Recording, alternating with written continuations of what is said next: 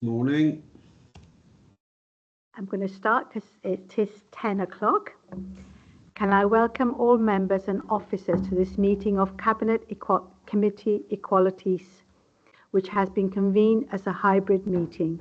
The meeting is being recorded and will be available via the Council's website to be viewed as soon as possible following the meeting. The meeting agenda pack can also be viewed on the Council's website. Everyone participating in the meeting will be attending either in the Council chamber or from remote location. Members attending remotely must keep their cameras on for the duration of the meeting. However, all attendees should keep their microphone off until invited to speak by myself. Members and officers can indicate they want to speak to press the hands up icon. I will now proceed to the agenda business.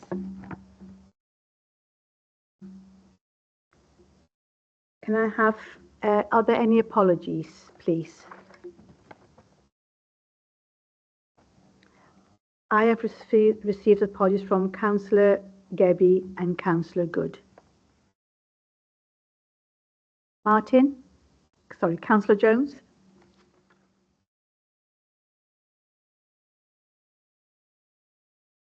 You're on mute, Councillor Jones. Did you want to come in?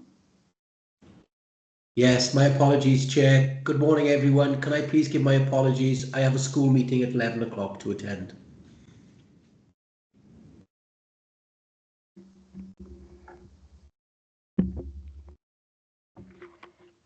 Next agenda item is, are there any declaration of interest, please?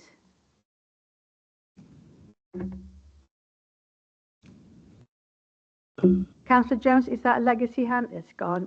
Councillor Thomas? Yeah, Borough, thank you, Chair. My usual personal declaration of interest via my employment outside of council by a charity that specialises in equalities. Thanks very much. Thank you.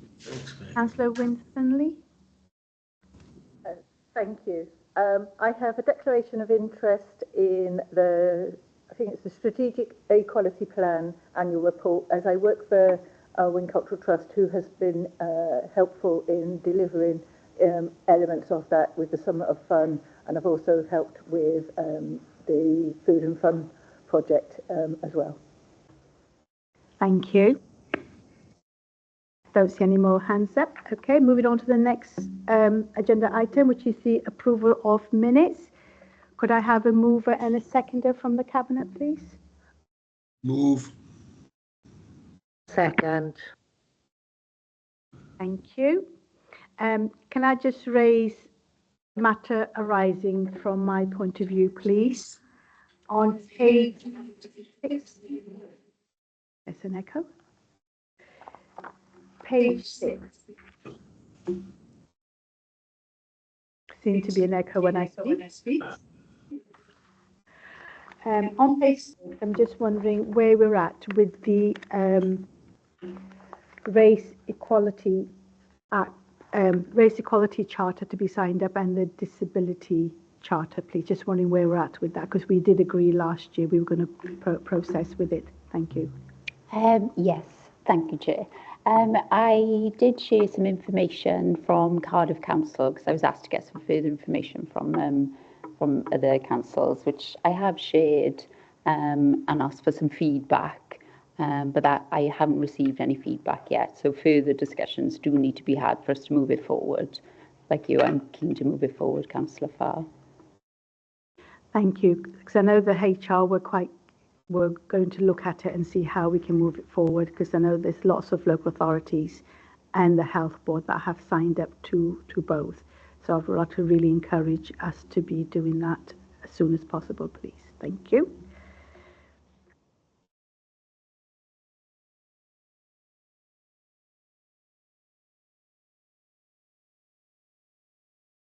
Sorry, Community Cohesion Report, please. Kirsty? Many thanks, Councillor Borough. Good morning. My name is Kirsty Williams. I'm Partnerships and CSP Manager for Bridgend, Community Safety Partnership Manager, Today I'll be providing the annual update to Cabinet Committee Equalities on the work of the Welsh Government-funded Western Bay Community Cohesion Team and the community cohesion work of Bridgend Community Safety Partnership. To give context to the work, In December 2018, Welsh Government stated their intention to fund regional community cohesion coordinators. This funding would be allocated for each region for the purpose of identifying and mitigating community tensions, particularly relating to Brexit, which was a hot topic at the time, improving community cohesion communications, organising events, activities to promote social inclusion, and delivering non-Brexit activities as outlined in the National Community Cohesion Plan of 2019. As we were part of Western Bay at the time, we applied for that money, including Newport, Talbot and Swansea, and we were accepted. BCBC appointed a community cohesion officer in September 2019, with funding for the role then being extended to June 2021, closely aligned with the Brexit deadline towards the European Union settlement scheme. Further extensions then confirmed the funding to March 2023, with the current position being secured to March 2026. The most recent update also included £17,500 being awarded to each region, again Western Bay, to support a community small grant scheme. As you may remember from previous years, these updates have been in relation to the last delivery plan. The Western Bay Community Cohesion team have a work plan based on their new delivery plan, which came into effect in 2023 and spans until 2026, which has been shared as an appendix. The areas of work cover mainstream community cohesion, community engagement, building resilient communities, and then any bespoke priorities. Mainstreaming community cohesion covers working in public bodies and wider community through training and awareness raising, dovetailing with other Welsh Government legislation and policies, as well as promoting participation in policy making and equality of opportunity for communities and awareness raising for the Community Cohesion Programme.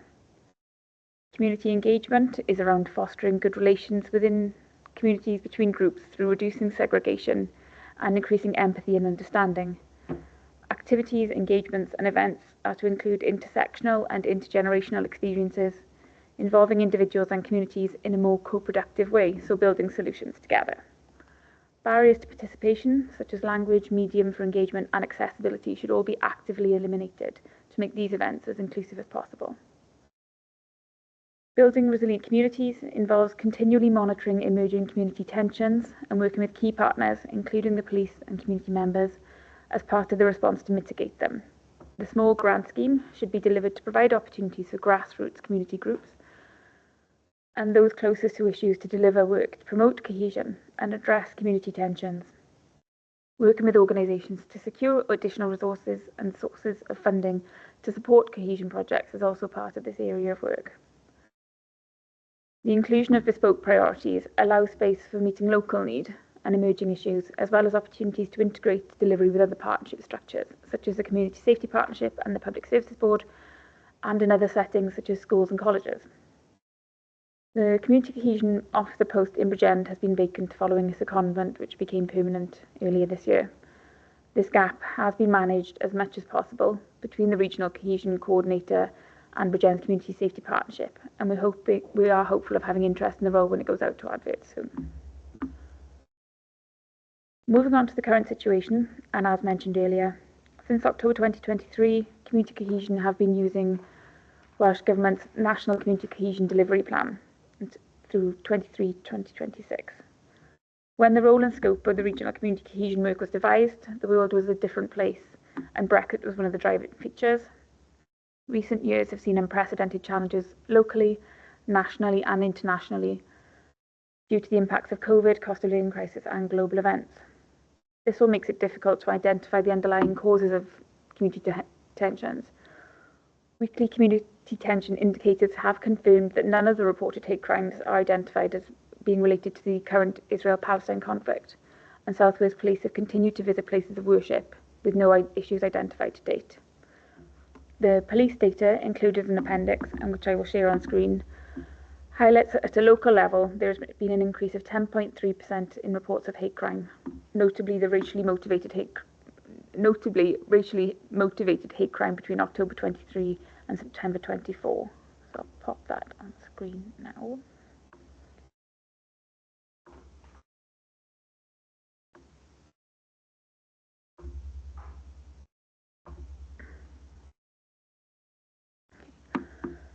This is an excerpt directly from the police niche system.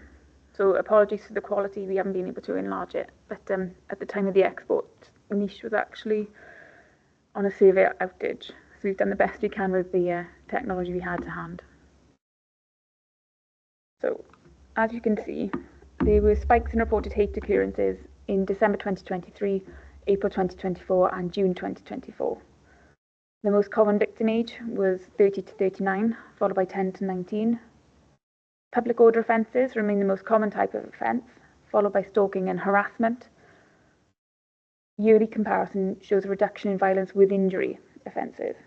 Breaking the data down to sector, so second set of graphs there. You can see Bridgend sector saw the highest increase in reported hate occurrences.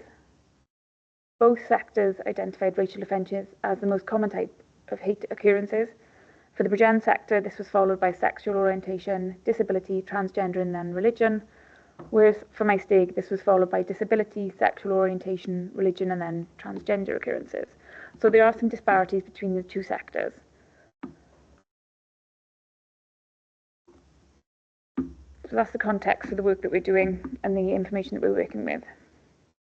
Going back to the report, 3.5 gave an overview of the work undertaken in the previous 12 months to deliver the objectives of the Community Cohesion Work Plan against the areas of work. So I'll run through those with you now. Against mainstreaming community cohesion, awareness sessions for the Muslim community were held in response to rising tensions due to the Palestine-Israel conflict. And it was also key to raise awareness of support available. The Wales Hate Support Centre were commissioned to deliver a hate crime and support awareness webinar to community members to raise awareness of support pathways and increase confidence in reporting. Small Steps organisation delivered training and awareness sessions on extreme right-wing awareness, anti-Semitism and Islamophobia awareness, patriotism and identity session, and debate not hate.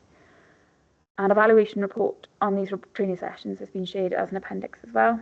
Feedback from the sessions all showed improvements in awareness and understanding of the topic matter.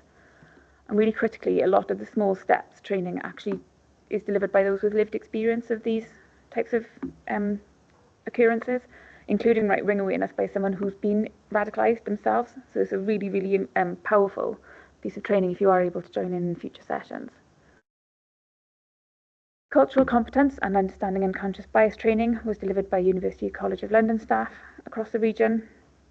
A training session on the experience of a refugee and people seeking asylum was held for World Refugee Week in June 2024, delivered by Displaced People in Action.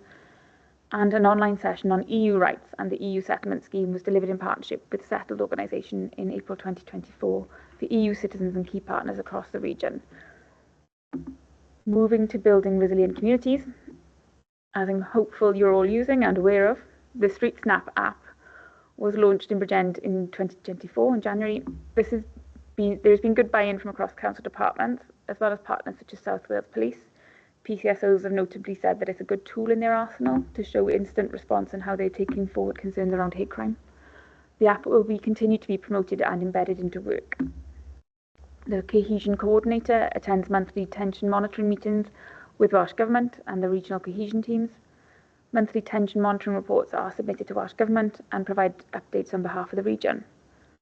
The Community Cohesion team have developed a 2024 calendar of events to mark social and cultural times of the year and support with communications and engagement colleagues around key messages, which are particularly important in these sensitive times. The coordinator supported the Croeso Bridgend network, chaired by Bavo. This was initially started as a Ukraine support working group, but has expanded to support all refugees and asylum seekers. And the coordinator attends the special interest group in counter-extremism roundtables, including specific roundtables on community tensions arising from Israel-Gaza and its impact on the extremist landscape. The coordinator also attends Forum for Tackling Anti-Asylum Activity. The Regional Cohesion Team for Western Bay and their small grant fund was launched in September. The objective of the grant is to award funding, as I've mentioned, to community groups based on projects that promote and support integration and welcome initiatives, and we would be particularly keen to have more Bridgend recipients of this fund. In terms of community engagement, Hate Crime Awareness of 2023 was a busy time. There was a youth engagement street art event involving a spray painting workshop held at a local youth centre, All young people involved engage with the artist Another Day, Another Spray, which is the same artist we've used across the county for creating safe spaces. And that was to create positive art on canvas, which they also were then able to take home with them. And a social media campaign on hate crime awareness also took place throughout the week. For this year's Hate Crime Awareness Week, which was a couple of weeks ago, there were 2 training sessions and awareness raising sessions were delivered to staff and key partners. These included online hate, the role of a bystander, and how to be an ally. The sessions were delivered by the Community Cohesion team in partnership with Victim Support, and in addition to this, a drop-in session for councillors was held in civic offices during Hate Crime Awareness Week, and we thank councillors for dropping in to see us and letting us know of your concerns. A creative competition was launched across the region for Interfaith Week, and in partnership with the Interfaith Forum. Submissions could include any form of creative outlet that expressed what faith means to that individual. Community Cohesion, Bridgend Community Safety Team and the Youth Services delivered an engagement day at Wildmill Community Centre to celebrate International Youth Day in August. Young people had the chance to take part in music and art workshops, outdoor activities, and held discussions on topics such as community safety and issues that were important to them. The young people discussed ideas for future community art project in their area. Again, in partnership with the Community Safety Team and the Rue Shopping Centre, a window exhibition was created by the college's Art and Design Department on the theme of Bridgend Celebrates Diversity. The artwork has been installed in an empty shop window at the centre and has received very positive feedback from the community. There are plans to build on the success of this. And I know it's been really positively commented on, not just that we've brought the shop centre back into visual use, but also the quality of the work. And I think credit to the students there for the very high calibre of the product. The coordinator also continues to support the Bridgend Equality Focus Group and Bridgend Community Cohesion and Equality Network. That brings the body of my report to conclusion. It's considered there will be no significant or unacceptable equality impacts as a result of the report. The Community Cohesion Project demonstrates the sustainable development principle by ensuring that in meeting the needs of the present, we do not compromise the ability of future generations to meet their own needs. There are no climate change implications linked to the report. And in considering how we support community cohesion, Bridgend County Borough Council is ensuring that all people living in County Borough are safe and protected. There are no financial implications resulting from this information report. And finally, it's recommended that Cabinet Committee Equalities note the content of this update report. Thank you and happy to answer any questions. Thank you. Thank you, Kirsty. That was a very, very thorough summary of the report, and I think I welcome this report. It's got so much information, and it's amazing how much work we are doing across the region and the network that we are building. So any questions, please? Leader? Yes, thank you, Chair. And firstly, in order, I'd like to move that we note the report as provided. And I've got one question and one comment. And it's a wider question, just community cohesion. It's about the process on page 13 for the community cohesion officer, where it says about the secondment in 2022 and the problem in filling that post permanently. So first off, a massive thanks for keeping the work going without that officer, because everybody else has had to pick up pieces and make that work. And clearly, there's a lot of work that's been done, that's ongoing, but we do need to fill that post. So the way I ask the question, wider than just this report, is from a secondment point of view, it does wonder sometimes if a secondment should take place once the post is filled, because it looks like we struggled for 2 years or more, been unable to fill the vacancy. Different now, perhaps. I'm not sure if we've tried since spring 24, and now presumably previously it was advertised as a temporary post. Now it could be advertised as a permanent post. But it begs a question wider across the whole council that secondments perhaps shouldn't be allowed to take place until the post is filled, so there's a backup. Otherwise, it's great for individuals to be seconded and progress their career, but it leaves a gap then, and if that gap can't be filled, it just places more weight on the shoulders of those who are left to pick up the pieces and do the work over and above their day job. But great work, I'm not criticising that, I think we need to look wider secondments in the future across the council. And the other one is comment, it's not controversial, it regards the need for community cohesion, not just in Bridgend, but across this country with events unfolding in America this morning. I dread to think where that takes us in the future, but never before was a need for community cohesion needed more than now. The type of person that we kind of looks like our lead in America. Not good, not great, but if people think his type of behaviour is acceptable, we can have more problems with community cohesion. So a lot of work to do, and the sooner we fill that post, the better. And yeah, I'll say no more about America. Not a good day. Thank you, Leader. I mean, the comment is like a double-edged sword, really, isn't it? You want to encourage staff to progress and to have new experience, but then you also got to think about the management from where they are going. So it is a very, very difficult decision to make. So who's going to answer that one? Karis? I can be on the general one, not particularly for the team, but I mean, you've just said what I was going to say, really, Chair, which is that we always try and encourage the comments because somebody's shown an interest in broadening their experience and maybe looking for promotion and getting the skills necessary to do that on a permanent basis. So we always try and support people and staff in that endeavour. But the comments should only be allowed where the service can enable that to happen. That is the service that the person is leaving.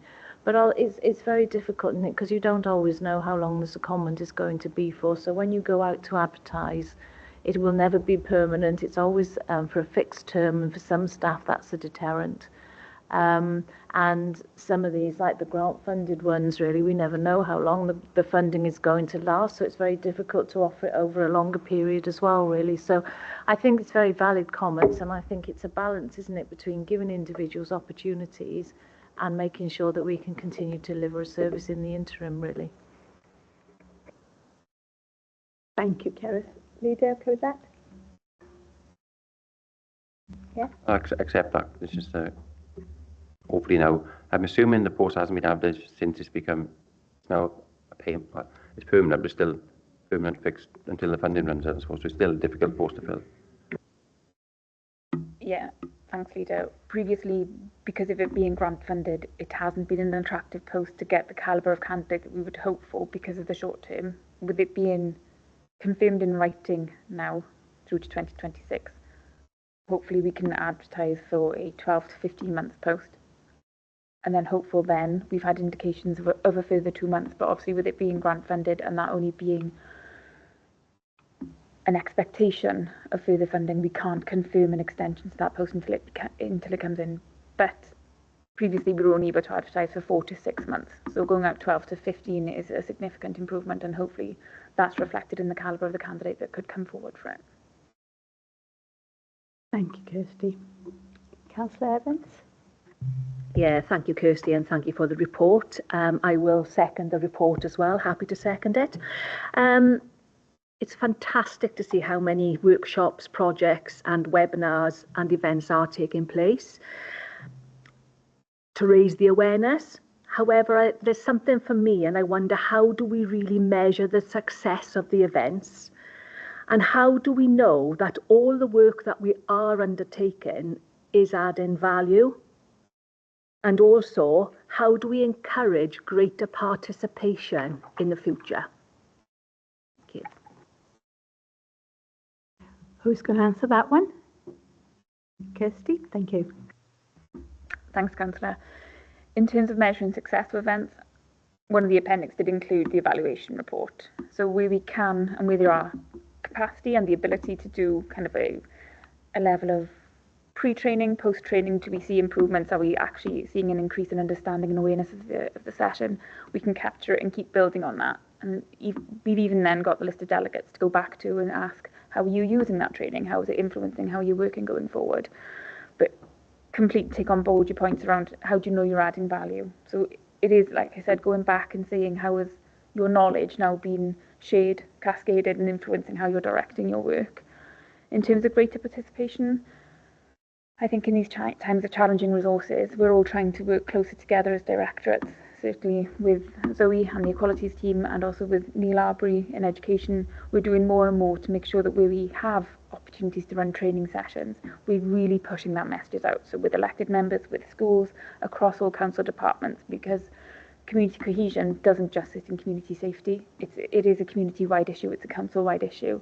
So it's as many people as we can trained up on that and awareness raising and taking responsibility for addressing community cohesion issues in their community and not being a bystander, being an ally, completely open to trying every avenue and working with communications in particular to make sure that the messaging is shared when there are sessions on. Thanks. Thank you, Kirsty. I don't see any other hands up, so are we all in favour? Oh, hang on, Ross, sorry. Councillor Thomas. Apologies, Chair. Thanks very much. Yeah, very much welcome the report. Thank you, Kirsty. While I appreciate this is the 2023-2024 annual report, I think it would be remiss not to touch on the horrific incidents that took place over the summer, primarily in English cities, and while we didn't see that much trouble and violence in Wales, I know that there were some demonstrations. Kirsty, you've touched on the partnership that we have with, in particular, South Wales Police, but with those violent events in mind, and I think it was purely by luck that they didn't happen in Wales, can you just give us a little bit of insight as to how teed up we are with partners, in particular South Wales Police, but other partners as well, in order to respond to community tensions that arise from what at that point was disinformation on an enormous scale that spread like wildfire on social media. So how teed up are we? How ready are we to be able to respond in perhaps a risk management way to events of that nature? Thanks very much. Thank you, Councillor Thomas. Kirsty? Thanks, Councillor, and touching all forms of wood, but it doesn't get there. But being confident as ready as possible to respond. There is an Operation Atelier coordinated by South Wales Police where we get weekly updates that there are avenues for feeding in. We have the designated gold lead in command for that area of concern. As I mentioned, we have regular visits to religious sites to make sure that there are no concerns. We've got good relations with within those religious communities, so that there are avenues for reporting in any concerns, particularly with mosques, and there isn't any concerns with those and the synagogues.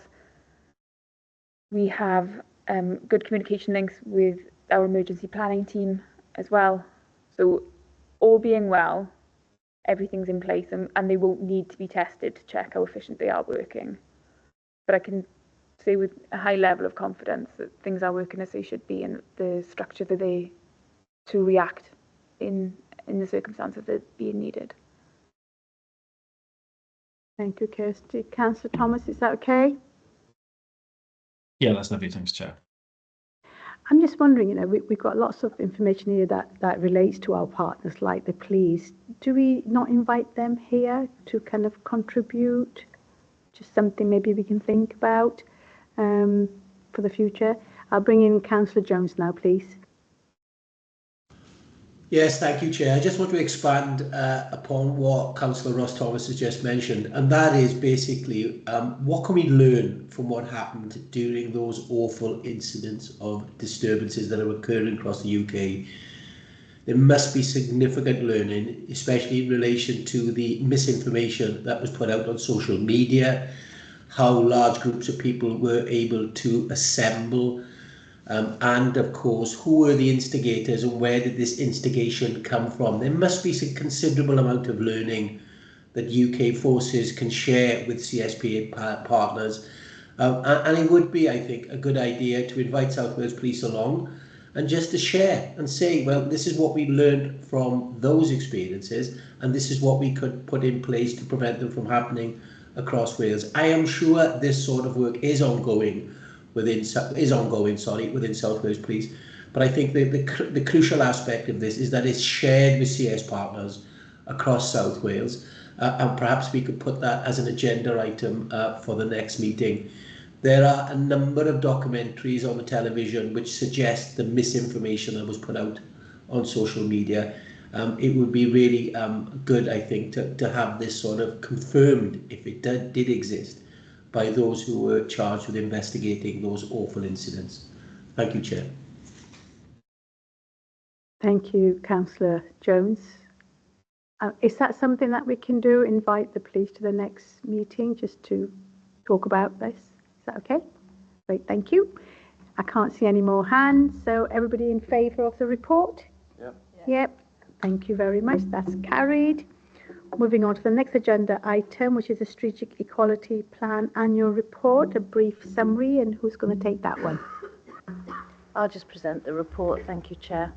So the purpose of this report is to provide committee with an update on the work completed with regards to the Strategic Equality Plan during the last financial year. So the annual report monitors and reviews progress against the strategic equality objectives and also provides you with some information and narrative with regards to the progress being made. The 6 strategic equality objectives in this plan are education, work, living standards, health and well-being, safety and respect, and participation. So what you see in the annual report is an update with regards to all of those objectives during the year. And some of the key points for you are actually included in the covering report at paragraph 3.4. The annual report is attached for you at Appendix 1, and it provides further detail of the work done during the year to ensure improved performance and activity against each of those 6 objectives. The annual report will be made available on the Council's website as well for people to be able to see.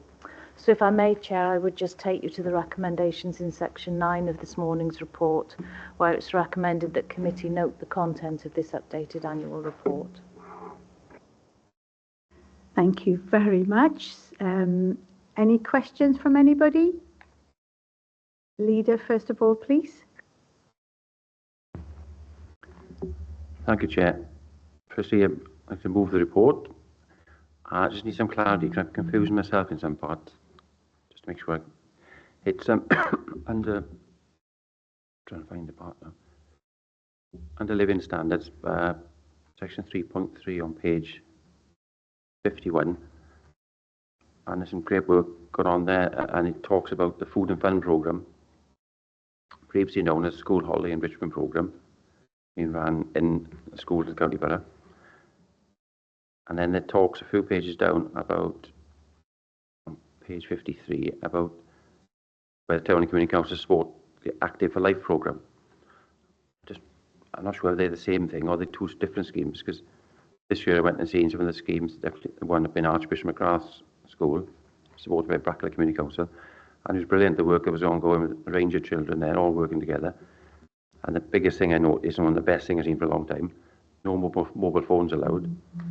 And when they sat down lunchtime, they actually talked on there's close to 100 children sitting in the yard, just chatting, having a sandwich. Not a phone in sight. Some brilliant work going on there. So I'm not sure if that is that Active Life or Food and Fun, or are they 2 separate schemes. Have I missed something somewhere? Not quite got that right, but it's some great work just on that. I know this is a strategic equality plan, but the work that's been done there under the topic of living standards is great, integrating children to talk again, which is amazing work, amongst all the other work going on. But just clarity, is that 2 separate schemes, or have I missed something somewhere? Who's going to take that one? I can answer that one, but I'll let you take it. Oh, if you can answer No, it, great, because I go was going ahead, to say Sue. I'll have to find out, because I know they changed the name of the scheme this year slightly, so I don't know if that was the old name and the new name, or if they are 2 separate. I can answer that one. They are Thanks, 2 Councillor Barr. separate schemes, Leader. One is Food and Fun, where the children learn about dietary and stuff like that, which is funded by the Lindsay, you've got your hand up, so I'll bring you in. I think it's funded by the LGW and the school fund days, where we asked Town and Community Council to fund towards it. 2 separate schemes. One where they provide food, one where they don't provide food. So I'll bring you in, Lindsay. You may explain it better than me. Thanks, Chair. For the purpose of recording, I'm Lindsay Harvey. I'm the Corporate Director for Education, Early Years and Young People. Yes, I can talk to the Food and Fun programme. I certainly agree with Councillor Spanzwick, the leader. It's been an excellent programme. Last year, it was run across 4 schools. We've had 6 schools involved this year. They've done a remarkable job providing a really good facility across the summer break. It was previously known as the School Holiday Enrichment Programme. This year, we've had over 130 learners involved with it. We've had really positive feedback from all the young people involved. It has been coordinated, as you say, Chair, by the WLGA, the Welsh Government Local Government Association, and it's been a really fruitful programme. The main purpose really of it is just to make sure that we've got a range of learners who are benefiting from this support during holiday periods. And certainly something we've received back from Welsh Government and from WLGA is this has been really positively received, and the feedback's been excellent. So again, one of the things that we are looking for next year, we're looking to increase the number of schools up to 9. The overall coverage for the number of learners will be up to 360 next year. So again, an expanding programme that we hope will benefit some of these communities. Certainly agree with the leader as well with regard to children talking. That's obviously important, and the careful management of mobile technology. Thank you, Lindsay. And the play scheme, I think that comes under social services and wellbeing, but that's where we ask the town council to contribute. That's active for life. Yeah. Thank you. Councillor Evans, did you want to come in? Yes, please. Thank you, Chair. Now, I've got quite a few questions on this, and I'm mindful that not many hands have gone up, so I'm happy for others to take some questions. I'll do three if that's okay at the moment, but I do have quite a lot of questions on this for you. So my first question is at 3.2, point number 9, it says the Equality and Diversity Awareness e-learning was made mandatory last year, and work has been undertaken throughout the year to promote this module. When are we expecting, or you envisage, to have 100% completion rate on this? Okay, that's my first question. My second question is around, 3.3, living standards. Okay, point number 6, the council has developed its carers protocol to include the new legislation, Carers Leave Act 2024, which was implemented on the 6th of April 24. Has there been much uptake on this from employees, and how many? Councillor Jones, shall I get them to answer 2 at a time? Because if you ask them all in one go, it may be too much. So if we answer those 2 happy. First. I'm also happy, Chair, if someone else wants to ask any questions before my next question. I've got a few questions as well. So Thank who's you. going to answer the first 2 questions, please? Thank you, Chair. With regards to the e-learning module, we are quite reliant on managers, obviously pushing staff to complete the now mandatory e-learning. So as much as we have tried to push messages out through our communication channels via our staff messages about the training now being mandatory, and we have seen a significant uptake in the training, but it is ongoing work. But as soon as possible, really, obviously we want 100% as soon as we can, but we are quite reliant on managers insisting that, staff are completing the training. But yes, work in progress, definitely. Thank you. I'll bring in Councillor Thomas now before I ask my 2 questions. Thanks very much. Sorry, Councillor Thomas. That was the first question. Sorry, there's another question to answer. Apologies, Councillor Thomas. With regards to the carers protocol, I will need to speak to colleagues in human resources. That's something that has been devised by their team. So I'll have to see what the uptake is on that, and I'll get back to you. That's okay. Thank you. Yeah, I can just say HR did give their apologies. Paul emailed me yesterday to say that they weren't going to be here, which is a shame there isn't another representative here. Did you want to come back, Councillor? Yeah, thank you. For me, obviously, there is something about the word mandatory, and therefore, really, my expectation, I suppose, is that we do ensure that 100% becomes compliant with all mandatory training. And I'd like to understand what are the consequences should people not do their mandatory training. Thank you, Councillor Evans. Did you want to come back, Zoe, or did you want to take that back to HR? Because that's something the HR would need to follow up. Councillor Thomas, thank you for your patience. Thanks very much, Chair, and thank officers for the report. I think what would be really useful is, and it's always really interesting to see the diverse makeup of our workforce in particular. What would be really useful in future reports is to have a bit of I guess, an insight into how that compares to Bridgend overall through the census stats, either on a range of protected characteristics, but certainly the data that we collect to see how diverse our local county is compared to the workforce. It would be really good to do a comparison of stats. So first question, when we carry out and undertake the annual staff survey, do we cross-check the data that we have, in particular on the diversity data that we collect, versus the satisfaction? I assume we assume we pose a question along the lines of how satisfied are you with work at Bridgend Council? Do you feel that you belong to the organisation? I imagine we ask questions like that. Do we collect data to correlate that with the groups that we've identified in this data? And second question, I think I might have suggested this in a previous meeting, much like the census statistics for Bridgend to compare with what our workforce looks like, it would be really good that if we are able to collect data on elected members to see what the diverse makeup or otherwise is of elected members versus the representation of the workforce and the representation of our residents. Thanks, Chair. Thank you, Councillor Thomas. Did you want to come back to that? Is that something we can take forward?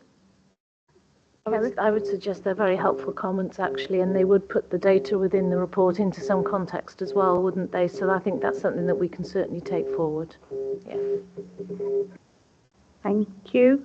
I'll bring Councillor Spanswick in now before. Sorry, Chair. I asked a question around whether we cross-check data with the annual staff survey.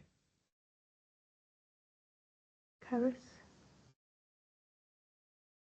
That's a good question, but I don't have an answer for you, Councillor Thomas. Can I take that away? Just check that for you. Thank you. Leader? Thank you, Chair. It's back to the question that was asked on the Carers Leave Act 2024. And we should today have had fair play to the officers. They're not responsible for HR. There should be somebody here from HR today. I'm really disappointed there's nobody, not one person here that should have been here from HR, because quite a lot of these strategic equality plan, there's lots of stuff in there which is HR related, and there should be somebody here to answer those questions, because it just means more work now to take back to get questions and feedback. They should be available today in this meeting for the public to see as well. But so the question I ask, it is HR, I'm not going to answer now, but it's on the Carers Leave Act, which it says on page 52 that was implemented on 6th of April 24. The new act entitles employees to 1 week of unpaid leave. I'm not sure how many people can actually afford to take a week of unpaid leave. So I'm not sure of the detail of our policy, whether we're exactly like that, unpaid leave, or whether it's paid leave. So I'd be surprised that many people, it's bad enough, they've got to take time, their own time to care for dependents and long-term care need. But if it's unpaid, it's almost a policy, isn't it? It's written on a document, will never be enacted because people probably can't afford to take a week's unpaid leave. I'd like to think we would offer a paid leave. So just to see the details of that document, perhaps can be checked outside this meeting. Thank you, Leader. I'll ask a couple of my questions now before I go to Councillor Jones. Evans, sorry. My two questions are, I can see in the report that you've set up some staff network, which is really, really positive. Can you tell me, are there any other protected characteristic groups that you're struggling to set up? And how have this staff network been involved in shaping this action plan? Also, I note in there you've talked about the Bridgend Community Cohesion Equality Forum group. How have they been involved in shaping this equality plan? Thank you. Thank you, Chair. Yes, we have managed to set up 2 staff network groups, like you've mentioned. We've got the menopause and menstruation group, and also a disability network. So both have been very well attended to date. We do still want to cover, the remaining protected characteristics. We are struggling with those, especially ethnic minority. We would really like to have a group to represent that community. So it's ongoing work to promote the staff networks. We have added information about joining and which networks are available on the intranet and how staff can go about becoming parts of these groups, because we have noticed, some positive attendance and the support really has been beneficial for staff, which is great. And how they've helped to shape the equality plan, I suppose mainly is identifying the need for that support within the workplace, and things like any training aspects, any changes required to human resources, protocols, that sort of thing. So yeah, it's been really beneficial. Fair play, it's been good. I'm grateful for that. In terms of the Bridgend Community Cohesion Equalities Forum, so I suppose that's the main thing identified with that group is the ongoing need for community cohesion, like we all mentioned earlier, especially now more than ever, really, and the need for the hate crime awareness. I think what we really want more of is the community representation side of things. So that's something that that's an ongoing task, really, trying to get more representatives from community voices. So yeah, thank you. Are they involved though in shaping this equality plan? You've got lots of objectives in the plans. Were they involved? Were they consulted? Yes, they were. Yeah. Thank you. Councillor Evans. Yeah, thank you, Chair. I'm also mindful that we have not got a representative from HR here today, so I will actually slim down the questions I have and take that offline. But for me, one of the next question I do have is on page 56, and it's mentioned that the Council carried out 15 public consultations. I'm mindful that there are more and more consultations now starting to take place. And there's something for me in this particular graph that you've shown, all the consultations that have taken place, whether we could add another column for participation rates and the reach of the consultations as well, for us to better understand the public's priorities, to focus our mind even further on making more informed decisions. So I would like to see a column on that to see how many the participation rates, so we can monitor what is the priorities of the public. So that's the first point that I'd like to make. There is another point I'd like to make as well, and it's about, again, employee e-learning training. There's a post-entry training, and this is on page 63. And the post-entry training says service-specific training is requested by employees via the post-training policy.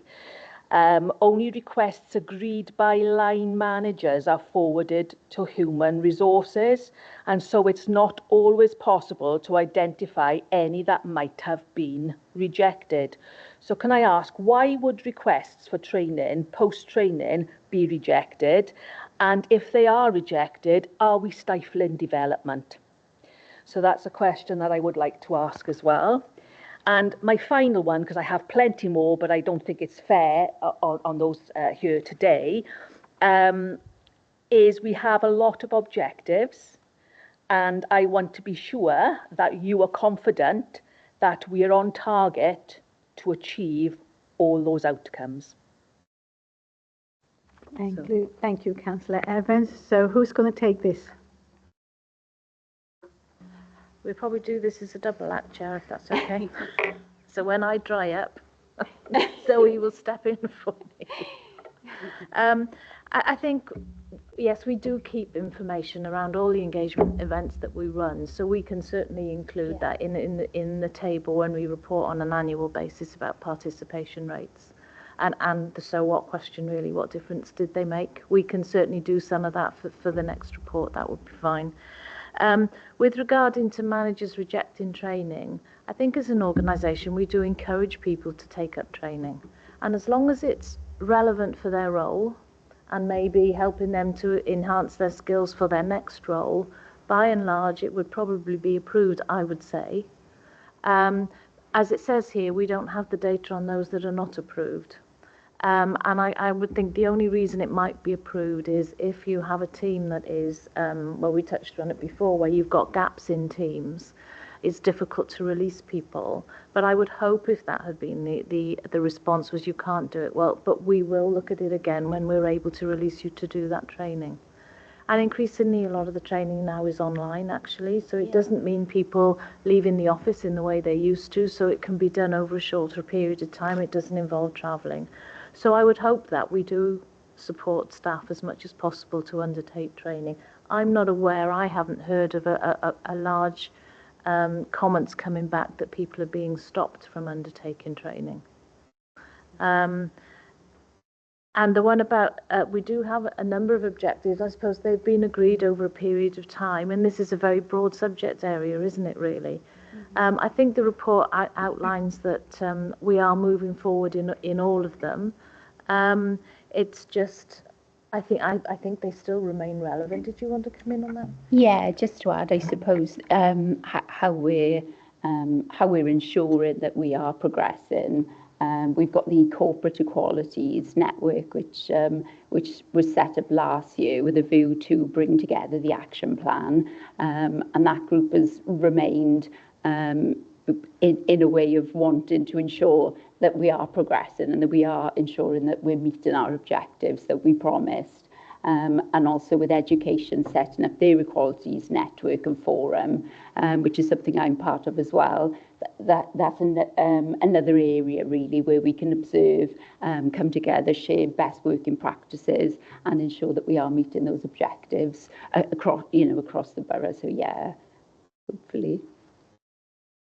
Thank you, Zoe. I'm going to ask my 3 questions. That's okay, because I'm conscious that Councillor Jones has to leave.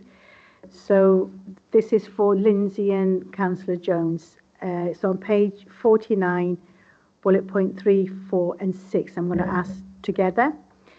So bullet point 3, can you tell me how has any school in Bridgend needed this support stated in bullet point 3?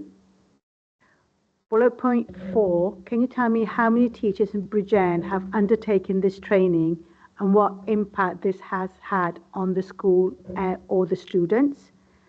And then point 6, it was agreed a while ago to set up this group. So I want to know, has this been set up? If not, what is the time frame for it to be set up, please, Lindsay?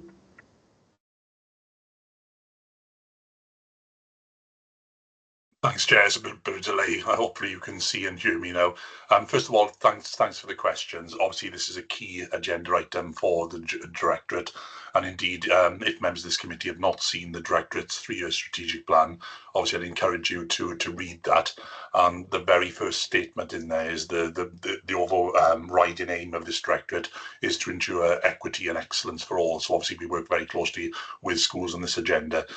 So with regard to the equalities work in schools, we've had 30 schools that have been, they've received bespoke support from the curriculum teaching and learning team, where aspects of equality are addressed, for example, with regard to curriculum design and meeting the needs of all learners.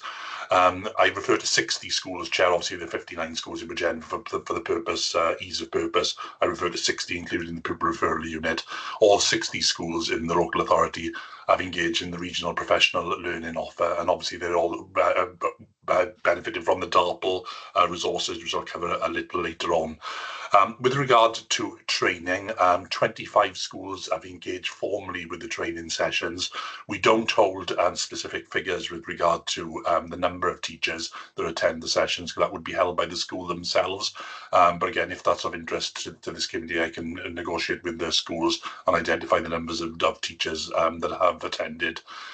The other thing which I think is important as well, before I go on to the third question with regard to the equalities group, where we are really pleased in Bridgend, and you will have seen this within the Estin reports, a number of our schools have been identified equalities work within their schools as excellent practice by Estin, and I'll refer to a few here if it's okay with you, Chair, just really to get recognition more than anything else of their work. I include Cynfelyn, Connelly, Ysgol Gyfun Llangynoed, Falde Primary School and Maesteg School, amongst many others that have undertaken excellent work with regard to the equalities agenda. The question around the equalities group, yes, this has been established. The group has met 4 times to date. Future meetings have been diarised and terms of reference have been agreed for this group. Again, more than happy to share those terms of reference with you, Chair, and the committee, and more than happy then to provide a summary of the outcomes of the discussions. That's great. Thank you. And thank you, Lindsay, for attending today. I know it was a last minute change of plans, so thank you for that. Okay.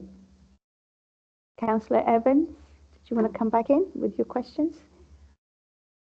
I don't think it would be fair at this moment in time because a lot of them are for HR. The only question I suppose that I could put is the dashboard that you provided. Is that just council dashboard or does that include schools headcount as well, please?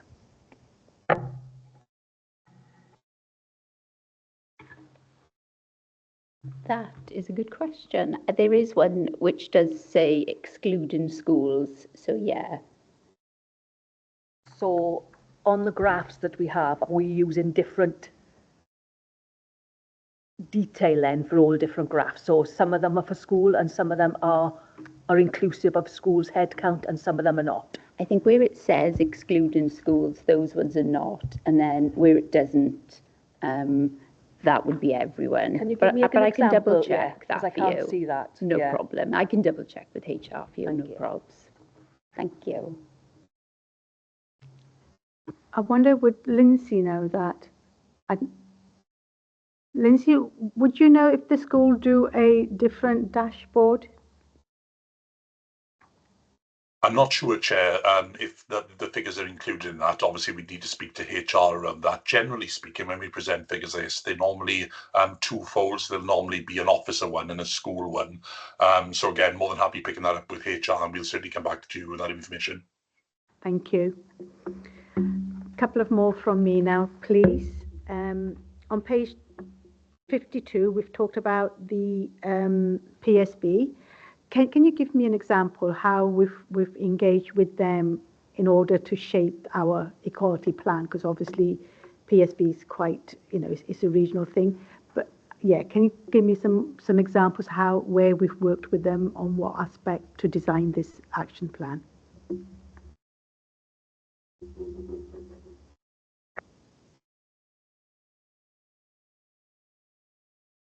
It's CUMTAF, it says in there. It says partnership work continues with CTM Health Board and Public Service Board in sharing, promoting resources. So when we do our equality plan, is that just for BCBC? We don't involve the PSB in that then? My perspective. Health and well-being is under. Yeah.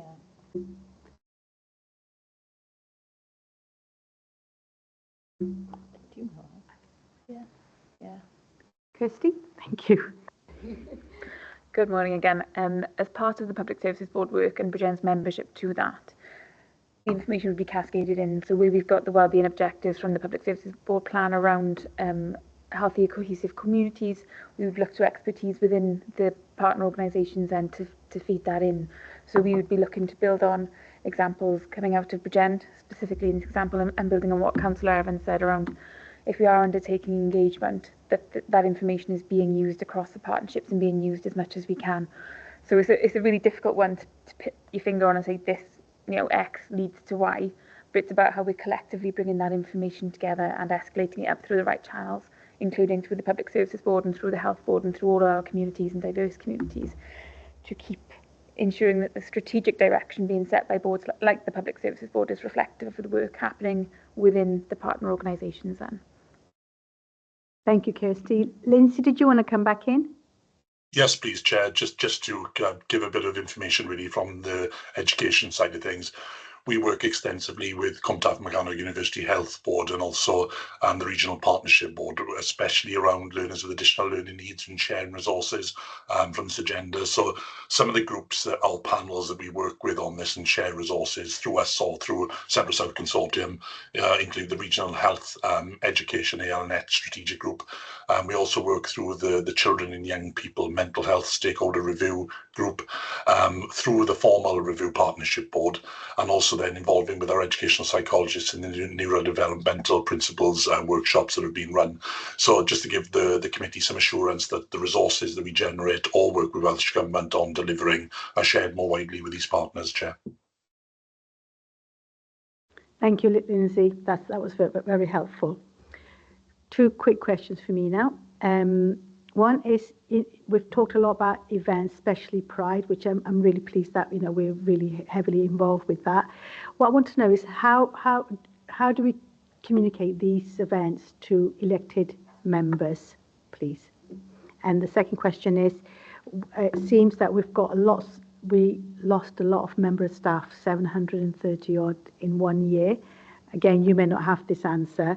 I'm just wondering, do we know why we've lost that amount of staff, and do we undertake an exit survey interview? Thank you. Who's going to take that one, or wait for HR? Yeah, I'm happy to take that one, Chair. So with regards to the Pride events, what we have set up now within the team, we've got the Gov Delivery platform, which is a message collectively, which we've set up a template now for town and community councils and councillors, so that we can share any sort of news or upcoming events such as Pride. Because I think previously we were relying on information sharing, sending it across to one or two cabinet members or councillors, and then them sharing collectively. So we've tried to be a bit more streamlined now with getting those messages across. So hopefully that message should get to everyone. The second question with regards to the leavers, I do know that we do have an exit survey, and staff are encouraged to complete that. I do know that we don't see very large numbers of staff completing it. I think it's something like 10%. There seem to be various reasons when I've looked in the past, but we could provide a theming of the reasons if that would be beneficial, and we could circulate that if that would be helpful. I think that would be really useful. No problem. Thank you. Yeah, no worries. Councillor. Yeah, thank you on that. And I do understand. I think there's been a paper around the themes of that around exit surveys. I'm aware of that.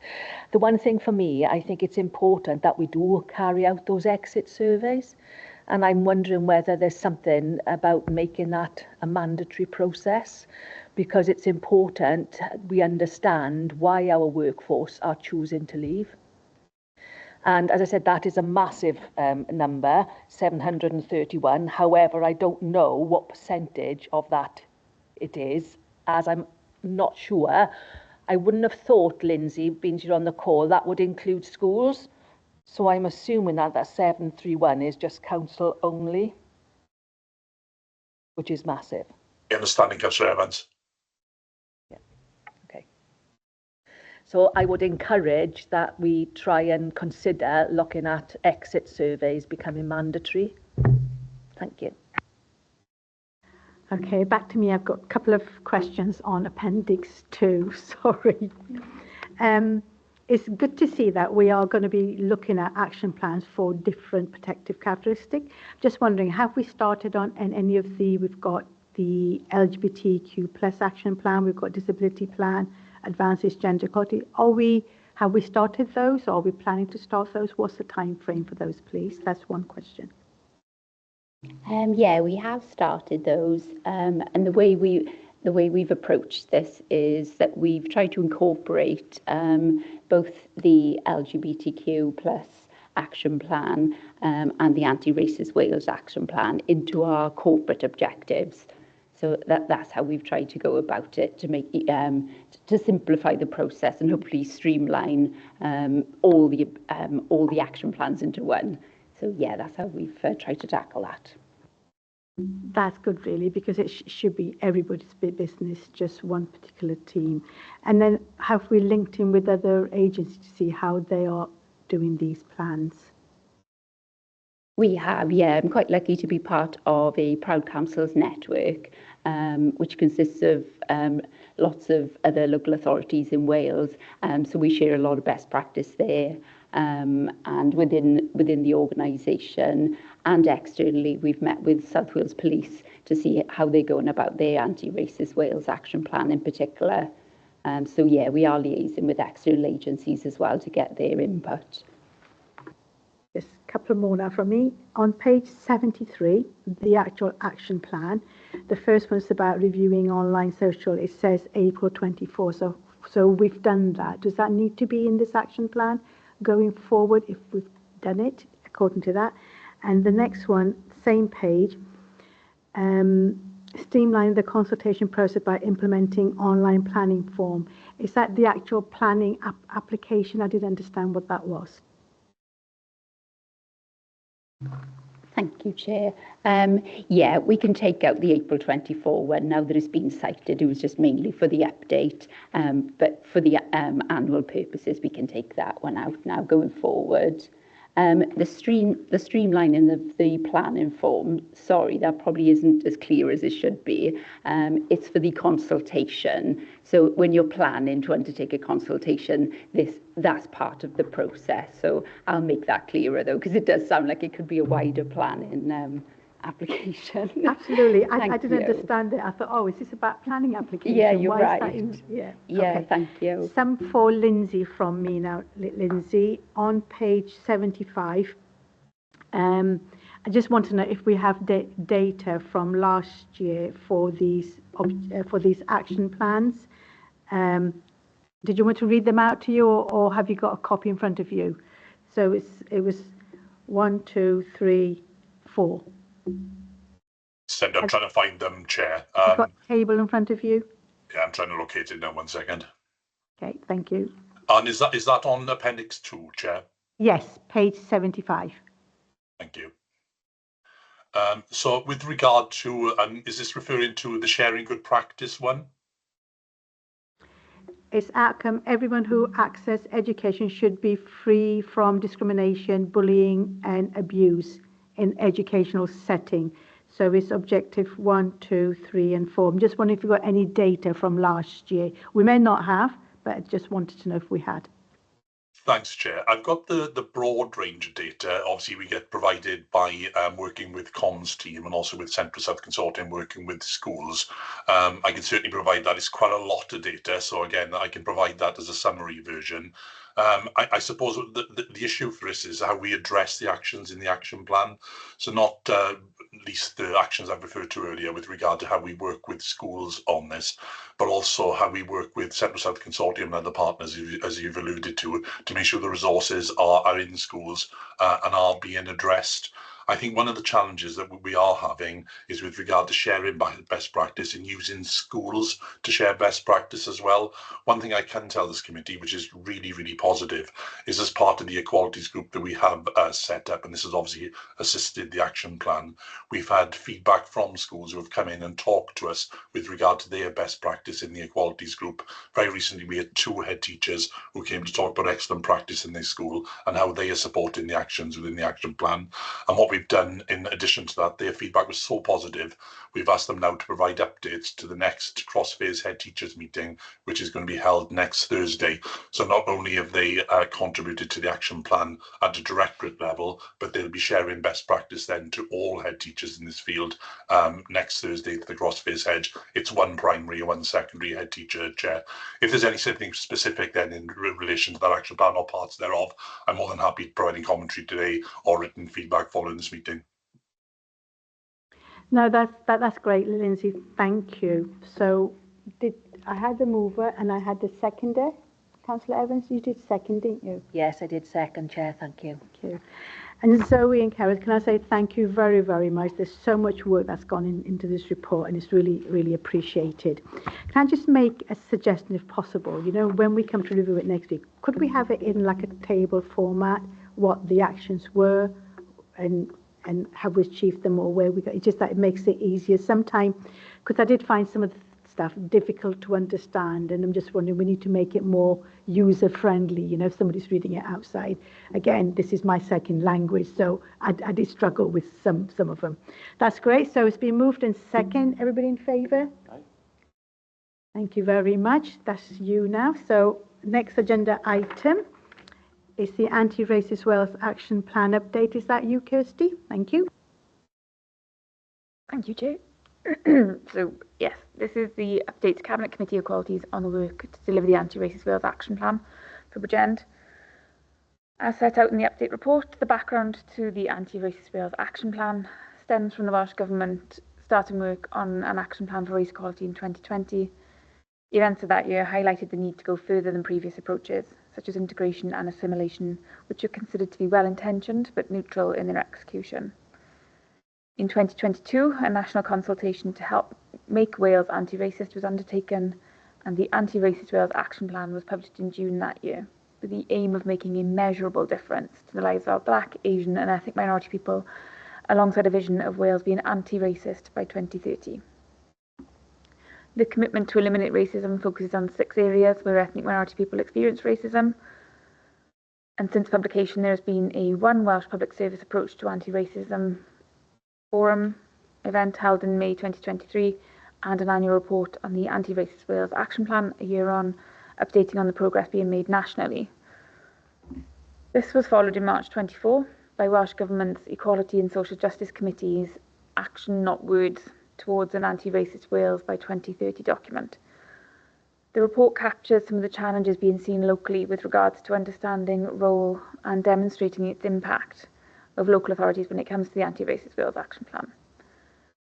Bridgend is not alone, with several councils and the Welsh Local Government Association reporting to the committee that they were not clear in their role and responsibilities in delivering some of the actions of the Anti-Racist Wales Action Plan. Nevertheless, there is a commitment to becoming anti-racist. The approach being taken in Bridgend mirrors that of Section B of the Anti-Racist Wales Action Plan, which details actions for different areas of leadership and policies, covering leadership, education, culture, health, social care, homes, local government, employability, sanctuary, crime and justice, and childcare. These same 11 themes have been considered locally, and a desktop exercise has been undertaken to map out what is already in place locally, what we know, for example, using HR information staff surveys, as mentioned by Councillor Thomas, including considering partnership structures such as the Public Services Board and Community Safety Partnership and Youth Justice. So we're not starting from scratch, there are already structures in place that we can build on. This approach is in line with one of the recommendations of the Actions Not Words approach. The report to review structures established to facilitate collaboration and oversee the implementation of the Anti-Racist Wales Action Plan. Work taken forward locally has been in collaboration with the Consultation, Engagement and Equalities Manager and integrated into the development of the new Strategic Equality Plan for 24 to 28, as you've just heard. Again, this was something recommended in the report and has meant developing the plan through an anti-racist lens and recognising the need to change and be more active in tackling ingrained racism across a range of services. The aims of the Anti-Racist Wales Action Plan have been incorporated into service level objectives from the SEP. Closer working between departments to learn from experiences and improve understanding will also be important and meet some of the potential requirements of addressing the Anti-Racist Wales Action Plan within the existing resources. A clearer understanding on expectations for delivery is hoped following the updates on the recommendations of Welsh Parliament's Equality and Social Justice Committee's review, which are expected this autumn. When I checked yesterday, there was no update available online. Once known, this will allow the findings of the desktop review to be taken forward, particularly around addressing gaps. Whilst those updates are awaited, work carried out aligned to the delivery of the Anti-Racist Wales Action Plan delivery was covered in 3.9 of the report, so I won't take you through that again. A lot of it is also captured in the Community Cohesion report, and as mentioned in the last agenda item, partners such as South Wales Police have been engaged to understand how they are delivering on the Anti-Racist Wales Action Plan. Because to reiterate the point, we're not alone in this, and I think it's about what we can collectively do to make a difference to our residents and citizens. So that concludes my overview of the report, and I'm happy to answer any questions. Thanks. Thank you, Kirsty. Leader. Thank you, Chair. Thank you for the report, and I'd like to formally move that we note the report. And I've just question or comment on 3.9. Several bullet points there, but the last one, and it's been touched on in previous reports today about the Street Snap app. Try saying that several times over. Street Snap app. Anyway, we did have a session here earlier this year for councillors. I'm not sure if staff are invited as well about the app. And I did install my phone there. I look now and it's not on my phone, so I need to reinstall it. But I do wonder if it's useful. It says there about a training model being prepared for all staff. But whether from a comms point of view, we could just reissue a little new story about the app to get so all staff are aware of it and all councillors. And now you can install it. So I'm assuming if I just search for Street Snap app, I can download it. But I don't know if it's that simple. I'm not sure. Technology is not a strong point, but it's a great app and it seems simple to use. And I'm not sure whether it's just going to be an online training model, which says a training model being prepared, which is as e-learning. Because we had a session here for councillors, not a load turned up, but it was useful being in person to understand it, how learn how to use it. Not that it's difficult, but it is a good app. I think we just need to do a bit more comms publicity on that, perhaps for all staff, if we can. Thank you. Ida, did I hear you move the report? Thank you. Kirsty? Thanks, Leader, and really great to hear that you do find the app useful. And of course, we would encourage all staff and members to be signed up to it.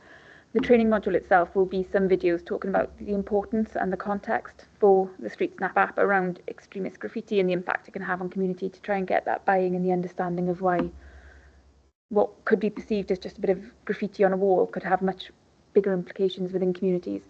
So it's not just about the take a picture, upload use of the app, but around context and the buy-in for it. And it's also a little bit around identifying what could be hateful graffiti. So there are some quite clear examples, such as swastikas, that we may all be able to readily identify as being an extreme right-wing iconography, whereas there's others that may be a bit more off the radar, but we would want to be captured because it could feed into understanding our picture of, are there hotspot areas within Bridgend that we need to target? Are there thematic areas that we need to be doing interventions in, for example? So as soon as that module is available, and we are in discussions with the development side now, we will be promoting that, and we will be looking to our comms team to help get that messaging out as well. Thank you. Thank you, Kirsty. Can I have somebody second the report, please? I'm happy to second the report, Chair. Thank you. Are there any questions from anyone? Ooh, I've got one. Mine's only regarding finances. You've said in here there's an increased requirement on the council which is not funded. Just wondering, what is that extra cost and how are we going to be meeting that extra cost? Thank you.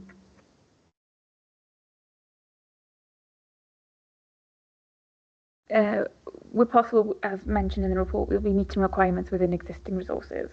So notably making use of the community cohesion role, which is Welsh Government funded when that person's in place, and ensuring integration of work as much as possible. And as outlined, we're also, as I mentioned, looking at partnership structures such as Western Bay Cohesion Team, as I discussed at length in my last update, but also the Public Services Board and their wellbeing plan, particularly the objective around healthy local neighbourhood, with a commitment for Cwmtaf Morgannwg, which Bridgend is obviously a part of, to have communities that feel inclusive, feel cohesive, people feel safe, supported and valued. And then there's also the regionalisation of the Community Safety Partnership and the consideration there of a new area of work around creating safe public spaces as a priority, which also brings opportunities. So it's about trying to meet the needs of the Anti-Racist Wales Action Plan within existing resources. So working smarter, but also a bit of, as we did with the Strategic Equality Plan, better alignment and integration to hit multiple objectives with the work that we need to undertake together. Thank you, Kirsty. I'm really pleased to hear that we are looking at efficient way of delivering what we need to deliver within the existing resources. So thank you very much for that. So it's been moved and seconded. I've got nobody wanted to ask questions. We're all in agreement with the. Yep. Well, it's to note the report. Okay, next agenda item is urgent items. I've not had anything urgent, so thank you very much everyone for attending this meeting, and I'll close this meeting. Thank you. Thank you, Chair. Thank you.